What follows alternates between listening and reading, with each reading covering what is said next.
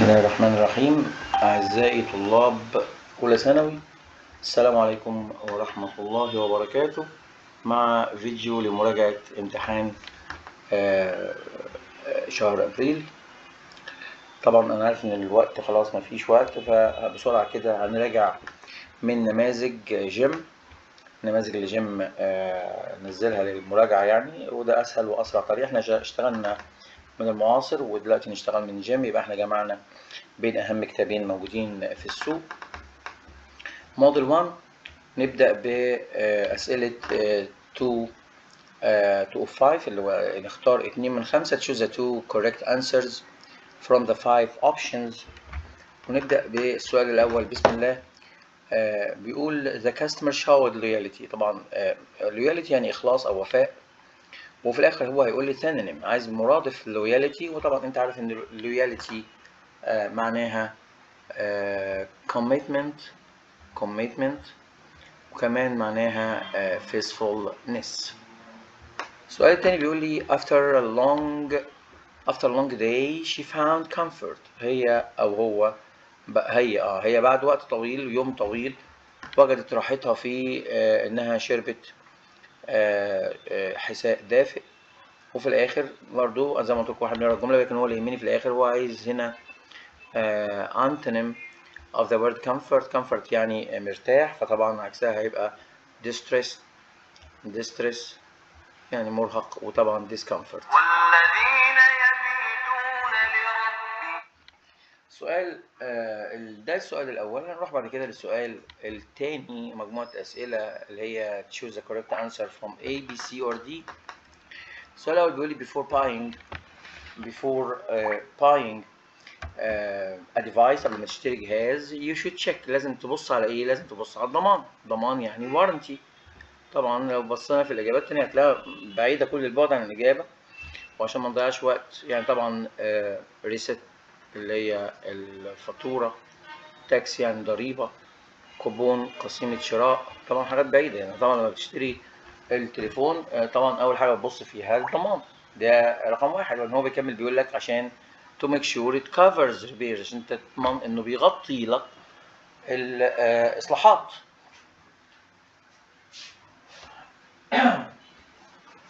يبقى هو هنا بيتكلم على اكيد الضمان ما دام هو عايز يغطي الاصلاحات. طيب السؤال الثاني بيقول لي when I buy shoes، لما تشتري جزمه حذاء I check، لازم افحص ايه؟ لازم نفحص الديورابيلتي، المتانه بتاعت الجزمه. اكيد يعني نشوف الجزمه دي جامده ولا مش جامده. السؤال اللي بعده finding the designer bag at half price. تصميم الشنطه، شنطه مصممه بنصف الثمن، كان بالنسبة لنا شنطة كويسة وخدها بنص ثمنها، فطبعا ده كان بالنسبة له صفقة بارجن. ودي إحدى الكلمات اللي خدناها في يونت 12. السؤال اللي بعده you can honey for sugar، يعني تستخدم العسل مكان السكر. if you want a healthier recipe، لو أنت عايز وصفة صحية أكتر يعني، يبقى أكيد استبدل، يبقى substitute يستبدل. السؤال الخامس بيقول لي after following، بعد اتباع ستيب باي ستيب، خطوه بخطوه، الكيك turned out perfectly. الكيكه طبعا خرجت بشكل رائع، استوت بشكل رائع، فاكيد هنا هيتبع الوصفه ريسيبي ما دام اكل. اكيد مش هيتبع comfort ولا curiosity فضول ولا condition وضع او حاله يعني. before making dumpling ده اللي هي الزلابيه dumpling. فبيقول قبل ما تعمل الزلابيه انت محتاج انك تجهز prepare. هتجهز ايه بقى؟ هتجهز العجينه بتاعت الزلابيه اللي هي دو عجينه الزلابيه اللي معموله من ايه؟ mixing flour and water، مع ميه ودقيق. اوكي، نروح بعد كده للسؤال السابع. be careful، خليك حريص. ما دام قال لك خليك حريص يبقى على طول الاجابه بتاعتي هتكون هو بيقول لك خليك حريص، احترس هتقع، يبقى هنا والفول، احترس انت هتقع. وبعدين يعني هي طبعا بي كيرفول ممكن تيجي مع بي جونج تو، وممكن تيجي كمان مضارع مستمر، لكن هي الفكره هنا ايه؟ الفكره هنا في قاعده اف، واللي عندي هنا مضارع بسيط، يبقى الجمله الثانيه ويل ماستر. مساله واضحه طبعا، انتوا واخدين قاعده اف. Sarah has bought all the ingredients. هي اشترت كل المكونات. خلاص اشترت المكونات يعني جاهزة. يبقى is going to bake. يبقى هي خلاص هتبدأ في عمل الشوكليت كيك. السؤال اللي بعده بيقول لي علي promised. علي وعد. طبعا تعرف ان promise بيجي بعديها مفعول. هنا ذات. ما دام في ذات يبقى هيجي بعدها will. ما دام في ذات. بس الجملة هنا promised. الجملة هنا ايه؟ ماضي. يبقى will ما تنفعش. وبعدين هو قال لي كمان next day. علي promised that he would call her the next day. هو وعدها انه هيكلمها تاني يوم the next day. خلي بالك الجملة دي ارجع معايا كده. وليه would وليه مش will؟ ها افتكرت؟ promise ده فعل قول. promise ده فعل قول. والجملة دي خبرية ومحولة من ايه؟ من علي said to. هتشيل ذات وتفتح أقواس وتبقى I will call you tomorrow. طبعا لما حولنا الجملة طبعا الجملة واضحة انها محولة. جملة ريبورتد. ادي ذات واضحة خالص. وعندي كمان the next day. يعني المفروض الجملة كانت will لكن طبعا بعد ما اتحولت بقت would. خالد اوفر. انت عارف ان اوفر بيجي بعديها to المصدر. انت مغمض. to help. سؤال 11 بيقول لي a good booster. البوستر الجيد هيكون ايه؟ هيكون طويل. ده بوستر يعني لازم يكون مختصر. طب ملون وتايني صنطوط كده طبعا الكلام كله يعني هو ملون ماشي لكن تايني لا. شورت وبولد طبعا يكون مختصر ويكون الخط بتاعه تقيل وواضح. طبعا بورينج ممل ما ينفعش يكون بوستر وممل. every time I walk through the streets. كل مرة امشي في شوارع القاهرة. the smell of كشري. ريحة الكشري makes me feel at home. تخليني احس ان في بيتي. وده مثال لايه؟ طيب personal story. قصة شخصية. حكاية شخصية. حاجة شخصية تمشي. طيب list of ingredients. مكونات. مفيش مكونات. biography. سيرة ذاتية. مفيش سيرة ذاتية. او يعني عايز يقول يعني مكونات طبخة يعني او وصفة يعني. لا طبعا. وطبعا title with details. عنوان وتفاصيله. طبعا كل ده غلط. مفيش غير حكاية او رواية شخصية. يعني حكاية شخصية بيحكي حكاية ناس شخصية. جرامر. عندي السؤال الأول بيقول لي if you were ده قصة. if you were manolin. لو أنت manolin. طبعا عارفين manolin الولد الصغير. what moment from the trip. إيه الذكرى اللي من الرحلة would you remember most. أكتر حاجة ممكن تفتكرها من الرحلة هتكون إيه؟ ها لو أنت manolin. أكتر حاجة مانولين أثرت فيه هو إنه خرج يصطاد مع سانتياغو. دي أكتر حاجة. هو طبعا مانولين أصلا ما ظهرش معانا غير في أول وتاني شابتر لما الراجل طلع يصطاد واصطاد السمكة. وفي الآخر في الترم التاني في آخر الترم التاني لما الراجل رجع. فطبعا يعني كل منتصف القصة هو ما كانش موجود يعني. فطبعا أكتر حاجة هيبقى فاكرها هي إيه؟ هي اصطياده للسمكة. أو طبعا انا يعني لو انا اللي هقول هيبقى طبعا I would remember. هفتكر ايه بقى؟ هفتكر ايه؟ هفتكر catching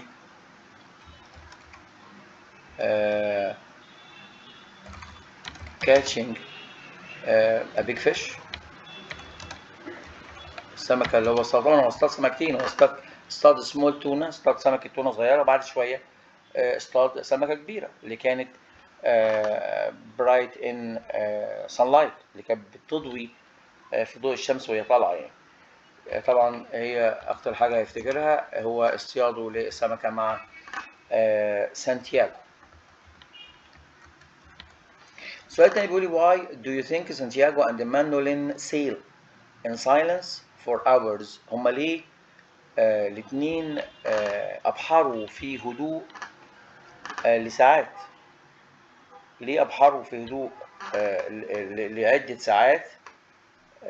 هو طبعا الهدوء يعني كان المقصود بيه طبعا ان هم ما كانوش بيتكلموا، لان هم الاثنين كانوا فاهمين بعض، يعني ما كانوش محتاجين يتكلموا. كان الولد الصغير سانتياغو معلمه كويس، هو اللي علمه، فكان بيفهموا من حركاته وايماءاته، ما كانش محتاج انه يتكلم، او ما كانوش محتاجين ان هم يتكلموا الاثنين مع بعض. فطبعا they understand each other without words. كانوا بيفهموا بعض من غير كلام. نروح بعد كده لسؤال الجرامر. اول جمله بيقول لي flying I have bought all the tickets. انا اشتريت كل التذاكر، عشان كده انا هسافر لندن بكره. واضحه، اشترى تذكره، يبقى هستخدم مضارع مستمر، يبقى I am flying to London tomorrow.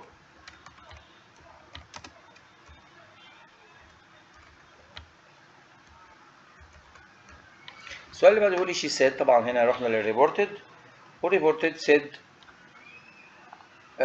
I have finished my homework. قال استخدم told، فهتبقى she. طبعا استخدم told ازاي؟ اذا كان ما عنديش مفعول يبقى تحط مي، هو بيقول لي، وبعدين دي جمله خبريه يبقى ذات، او تحذفها، وبعدين هي قالت انها يبقى she، وطبعا have تبقى had finished my هتبقى here عشان دي واحده بنت، تبقى here homework.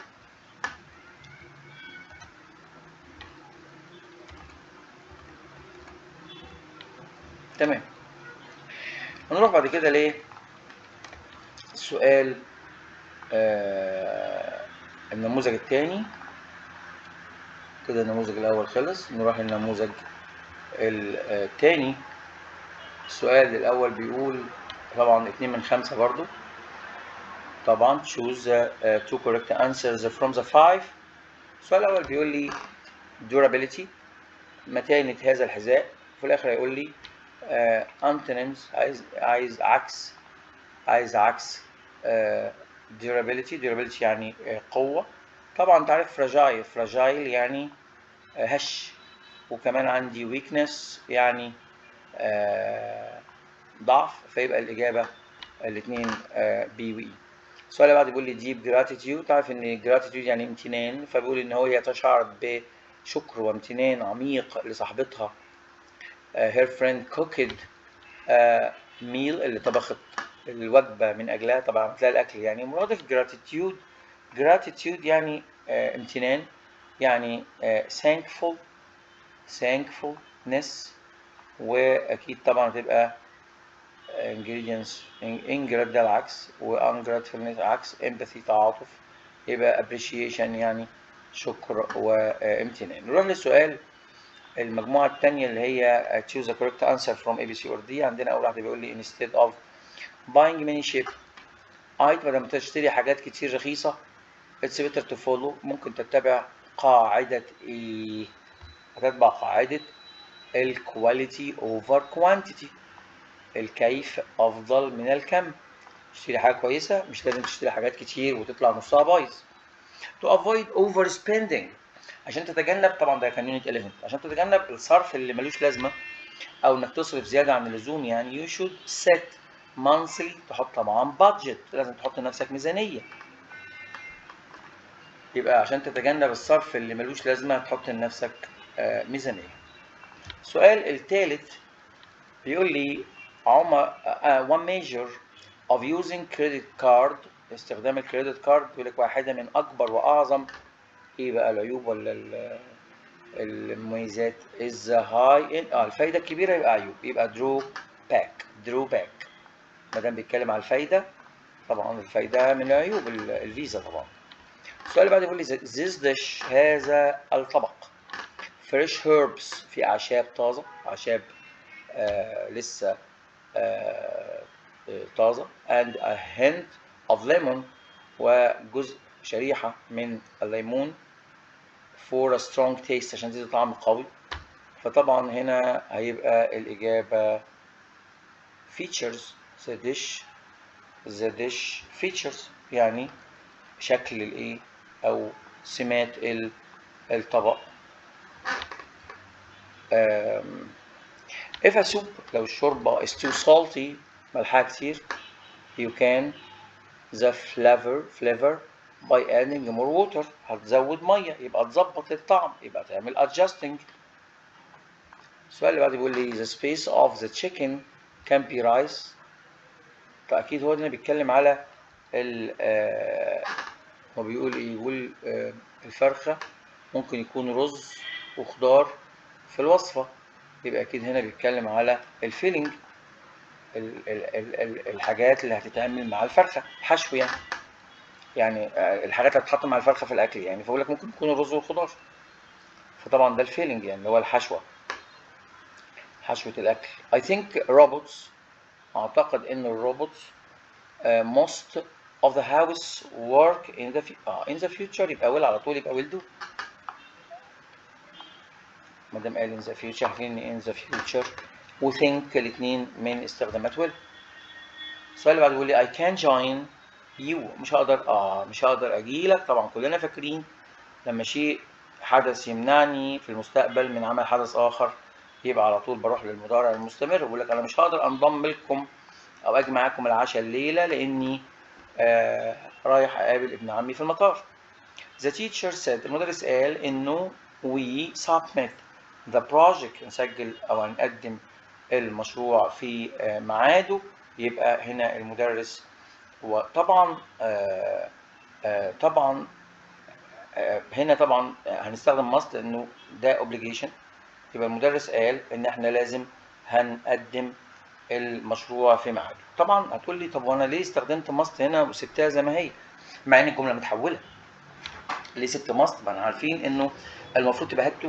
تقول لي المفروض انا هحولها had to عشان الجمله محوله للاوبجكت، هو ده المفروض، لكن هو ما جابش اي استخدام اخر ل must، فطبعا ما اقدرش اغير must كان اصلا كان مضارع ونين مضارع، فاساسا الاثنين ما ينفعوش. ومايت ما هياش لها علاقه بماست في اي من استخداماتها، لا اوبليجيشن ولا ديدكشن، وبالتالي هنسيب ماست زي ما هي ويبقى the teacher said that we must يعني من الضروره ان احنا نسلم المشروع في ميعاد. ده اضافه لانه اصلا كمان ماست ممكن في الضروره تظل كما هي وما تبقاش هاتو. السؤال اللي بعده بيقول my mother asked me ماما سالتني if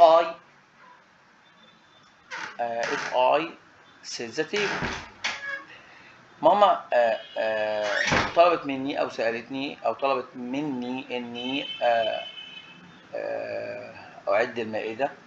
طبعا هنا الجمله دي اصلها كان سؤال، وكان اصلها في الاساس كان وكان يو، ولما حولتها لريبورتد ربطت باف زي ما انتم شايفين، استخدمت الفعل asked وربطت باف عشان ده كان سؤال بفعل ناقص اللي هو كان.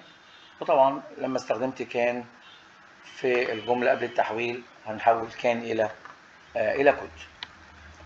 نروح بعد كده للسؤال رقم 11. The sentence uses clear statements and language to encourage action.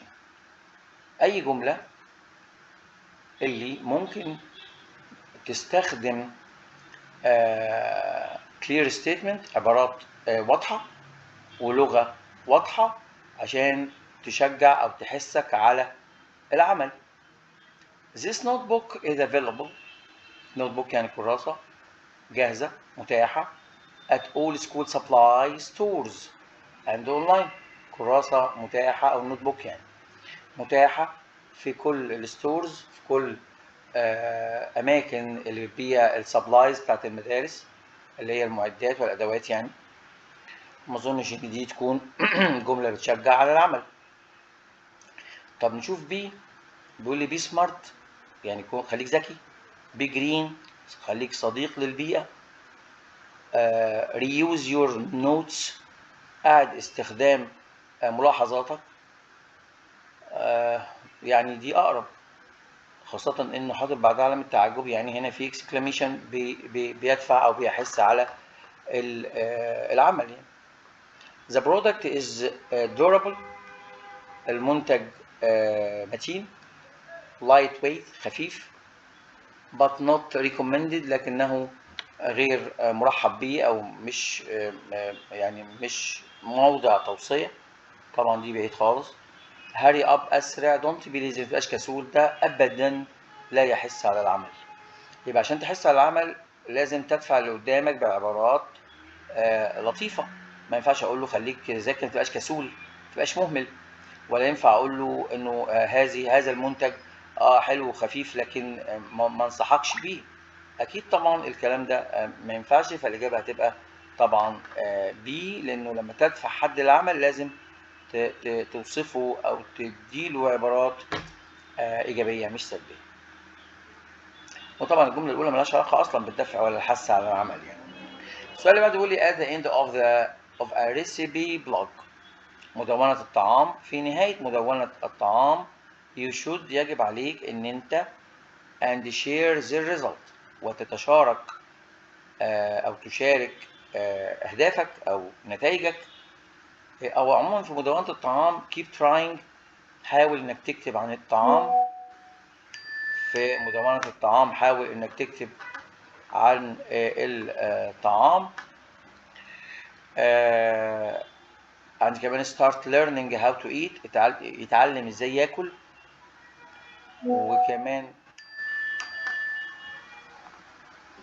وكمان عندي encourage readers to try the recipe. هو هنا بيتكلم على ايه؟ الكلام ده ممكن ينفع لو في البداية او في الوسط، لكن لما يكون لي في نهاية الوصفة، ما دام بيقولك في نهاية الوصفة يبقى لازم تشجعه انه يجرب. يبقى encourage readers to try the recipe. طبعا ما ينفعش اوردر فاست فود اصلا، هو مفيش فاست فود هنا. هو بيتكلم على وصفة اكل في مدونة طعام. في نهاية التدوينة او في نهاية الوصفة لازم تشجع اللي بيقرأ انه يجرب. وطبعا تبقى الاجابة encourage readers to try the recipe. الترجمة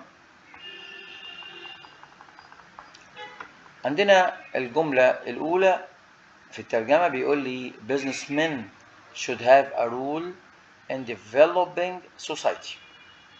يعني ايه الكلام ده؟ بيقول لي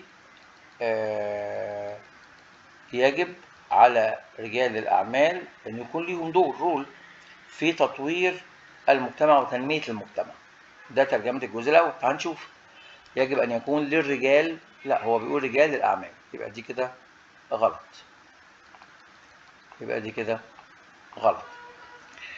يجب أن يكون لرجال الأعمال ماشي دور في تنمية المجتمع، تمام. على رجال الأعمال يكون لهم دور في تقوية إيه ده؟ أصلا الأسلوب ركيك. يجب أن يكون لرجال الأعمال دور في تنمية المجتمع. إذا بي ودي لازلنا معاه. نكمل. The government should ask them to build a school. الحكومة لازم تطلب منهم يبنوا مدرسة every time. كل وقت يعني كل شوية كل مرة. They construct a profitable project. كل مرة بيقوموا فيها بعمل مشروع profit ربحي. profitable يعني مشروع ربحي. تعال نشوف بقى كده. فالحكومة يجب أن تطالبهم ببناء مدرسة في كل مرة يقومون فيها بتشييد مشروع ربحي. فالحكومة يجب أن تطالبهم ببناء مدرسة في كل مرة يقومون فيها بتشييد مشروع ربحي. طيب إيه الفرق؟ نرجع بقى للجزء الأول. إحنا قلنا بيه. أنا قريت إيه؟ لا هنا الناس. برضو دي غلط، يبقى الإجابة هتكون دي. تمام كده احنا خلصنا النموذج الثاني. يعني انا ما عنديش مانع ان اعمل فيديو تاني اذا كنتوا تحبوا تشوفوا تتفرجوا على الفيديو واكتبوا لي لو حابين نعمل نموذج تاني. انا مفيش مانع خالص ان احنا نعمل نموذج تاني. بالتوفيق، وطبعا نلتقي على خير في فيديو جديد ان شاء الله. السلام عليكم ورحمة الله وبركاته.